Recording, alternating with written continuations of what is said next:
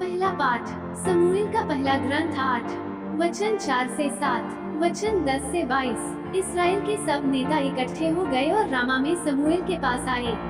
उन्होंने उससे कहा, आप बूढ़े हो गए हैं और आपके पुत्र आपके मार्ग का अनुसरण नहीं करते, इसलिए आप हमारे लिए एक राजा नियुक्त करें जो हम पर शासन करे, जैसा कि सब राष्ट्रों में होता है। उनका यह निवेदन कि आप हमारे लिए एक राजा नियुक्त करें जो हम पर शासन करे। समूएल को अच्छा नहीं लगा और उसने प्रभु से प्रार्थना की।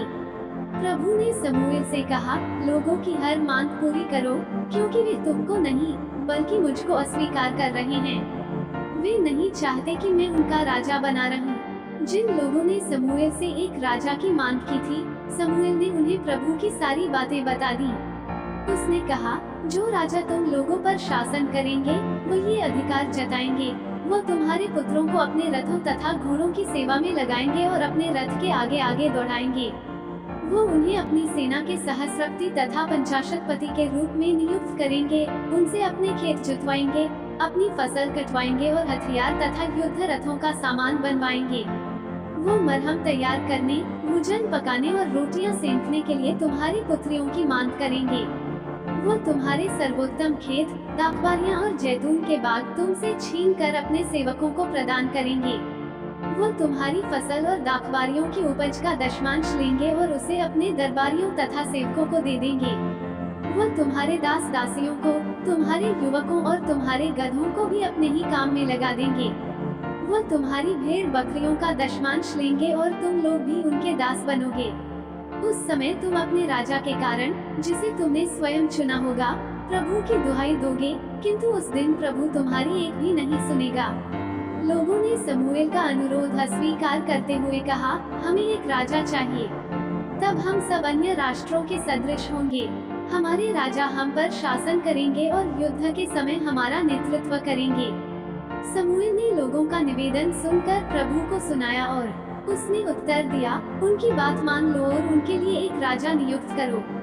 सुसमाचार संत मार्कुस 2 वचन 1 से 12। जब कुछ दिनों बाद ईसा कफरनहूम लौटे तो ये खबर फैल गई कि वे घर पर हैं, और इतने लोग इकट्ठे हो गए कि द्वार के सामने जगह नहीं रही।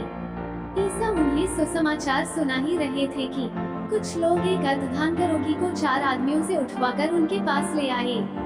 भीड़ के कारण वे उसे ईसा के सामने नहीं ला सके, इसलिए जहां ईसा थे उसके ऊपर की छत उन्होंने खोल दी और छेद से अर्धधांग रोगी की चारपाई नीचे उतार दी।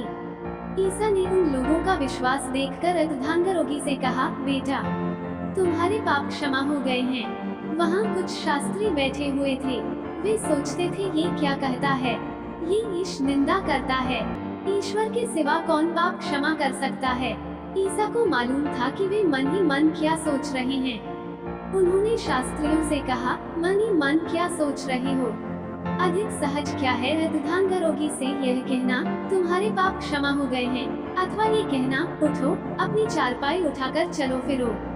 परंतु इसलिए कि तुम लोग ये जान लो कि मानव पुत्र को पृथ्वी पर पाप क्षमा करने का अधिकार मिला है, वे अर्धधांग रोगी से बोले, मैं तुमसे कहता हूँ, उठो और अपनी चारपाई उठाकर घर जाओ। वो उठ खड़ा हुआ और चारपाई उठाकर तुरंत सबके देखते देखते बाहर चला गया। सबके सब बड़े अचंभे में पड़ गए और उन्होंने ये कहते हुए ईश्वर की स्तुति की, हमने ऐसा चमत्कार कभी नहीं देखा। मनन चिंतन। यीशु एक भीड़ भरे घर में है और लोग उनकी बातें सुनने के लिए इकट्ठे होते हैं। उनमें से एक लकवाग्रस्त व्यक्ति है जिसे 4 दोस्त ले जा रहे हैं।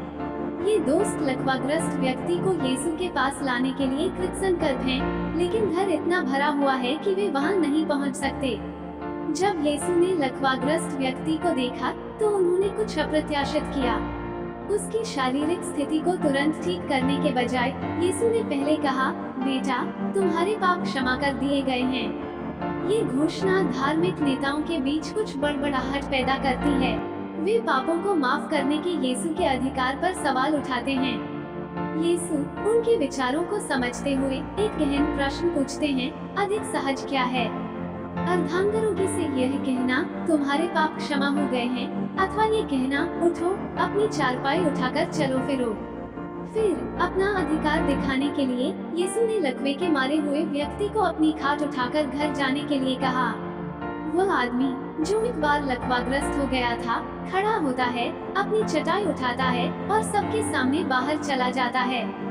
ये घटना हमें विश्वास और क्षमा के अंतर संबंध के बारे में सिखाती है। दोस्तों का विश्वास लकवाग्रस्त व्यक्ति को यीशु के पास लाने में सहायक था और यीशु ने शारीरिक उपचार और पापों की क्षमा दोनों के साथ अपनी प्रतिक्रिया व्यक्त की। अपने जीवन में हम भी शारीरिक, भावनात्मक या आध्यात्मिक बोझ उठा सकते हैं। लकवाग्रस्त व्यक्ति की तरह हमें यीशु के उपचारात्मक स्पर्श की आवश्यकता है। आइए हम यीशु पर अपने विश्वास की जांच करें। क्या हम उनकी उपचार शक्ति पर भरोसा कर सकते हैं और अपने जीवन में क्षमा के महत्व को पहचान सकते हैं? विश्वास और क्षमा के माध्यम से यीशु पुनर्स्थापन और पूर्णता लाते हैं। आमीन।